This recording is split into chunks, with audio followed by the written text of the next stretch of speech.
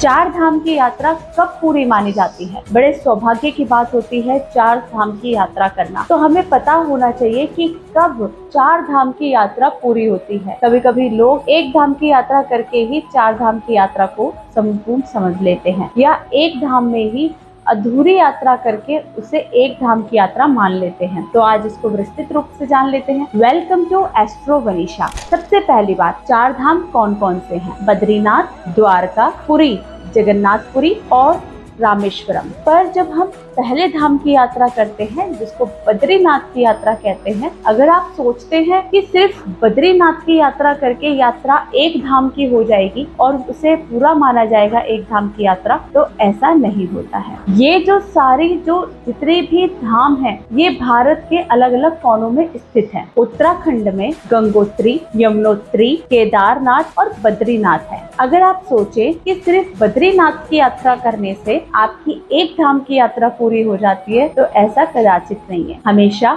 यमुनोत्री, गंगोत्री, केदारनाथ और बद्रीनाथ, इन चारों की यात्रा पूरी करने के बाद ही एक धाम की यात्रा पूरी मानी जाती है। तो ऐसे में सबसे पहले गंगोत्री का जल लेकर ही हमेशा रामेश्वरम पर जाना चाहिए। कहा जाता है कि गंगोत्री के जल से ही रामेश्वरम में जल अभिषेक करना चाहिए। तो सबसे पहले यमुनोत्री, गंगोत्री, केदारनाथ और बद्रीनाथ, जो उत्तराखंड में स्थित है, इनकी यात्रा की जाती है। करने के बाद गंगोत्री का जल रामेश्वरम में लेकर जाया जाता है और रामेश्वरम में वहीं पर गंगोत्री के जल से जल अभिषेक किया जाता है। और उसके बाद में यात्रा आगे की जो होती है वो फिर जगन्नाथपुरी की जाती है। जगन्नाथपुरी की यात्रा करने के बाद में उसके बाद में लास्ट जो होता है वो द्वारका की यात्रा की जाती है। जब इन चारों की यात्रा इस प्रकार से कर ली जाती है, तब जाकर चार धाम की यात्रा